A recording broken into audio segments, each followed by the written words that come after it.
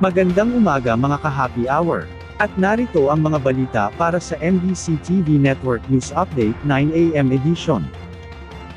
Ilang lugar sa Malabon at Navotas, binaha dahil sa ulan at high tide.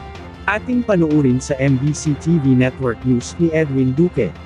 Muling binaha ang ilang bahagi ng lugar sa Navotas at Malabon ngayong umaga. Ito ay dulot pa rin ng high tide na umabot ng 1.7 level ng tubig sa Manila Bay.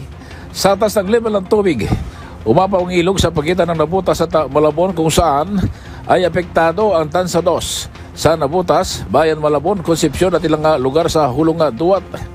Dahil dyan ay magang nag-anunsyo ang Malabon LGU sa mga residente na umalerto dahil nga doon sa high tide at ay nasahang babahain ang mababang lugar sa lungsod.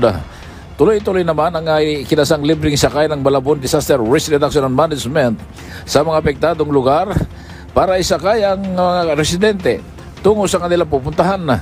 Tiniyak ng Malabon LGUs na umahanap sila ng paraan na tuloy-tuloy ang kanilang serbisyo publiko dahil nga doon sa high tide na napabaha sa ilang lugar. Samantala, tuloy naman ang pagkukumpuni ng DPWH at ang MMDA sa nasirang navigation gate kahit na hirap sila sa pag-welding dahil nga doon sa high tide. Tuloy din ang ginagawa ang pagbibigay ng tulong ng Malabon LGUs sa mga residente na apektado ng high tide. Bukas ay nasang mas mataas pa rin ang tubig o level ng tubig sa Manila Bay dahil baha at aabot ito hanggang sa araw ng linggo na umabot ng 1.8 level ng tubig sa Manila Bay. Para sa BCTV Network News, ako si RS23. Edwin Duque nagulat sa DSRH, una sa Pilipinas, una sa Filipino.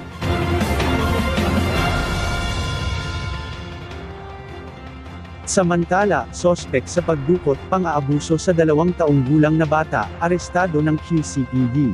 Agad nasa kote ng Quezon City Police District ang sospek sa pagdukot at pang-aabuso sa isang 2 taong gulang na batang babae sa Barangay Socorro, Quezon City. Sa ulat ng QCPD, bandang alas 3 ng madaling araw, nang mapansing nawawala ang bata habang natutulog kasama ang ina sa bangketa. Sa tulong ng barangay, mga testigo, at CCTV footage, agad natunton ang kinaroroonan ng sospek na kinilalang si alias Luis sa Barangay E. Rodriguez kung saan siya naaresto bandang alas 7 ng umaga. Dinala na ang biktima sa Quirino Memorial Medical Center para sa pagsusuri, habang inihahanda ang mga kaso laban sa sospek.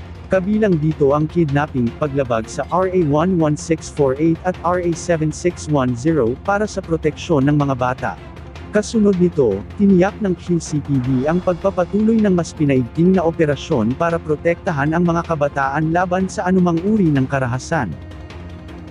At yan ang mga balita para sa MBC TV Network News Update 9 AM edition.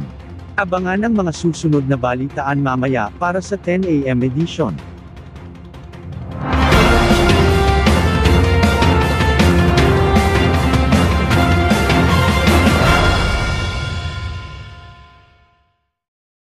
Mga ka-happy hour, kung gusto mong manood ang mga balita sa MBC TV Network News Update, mag-subscribe sa aming YouTube channel, i-like ang aming Facebook page, at i-follow sa aming TikTok account.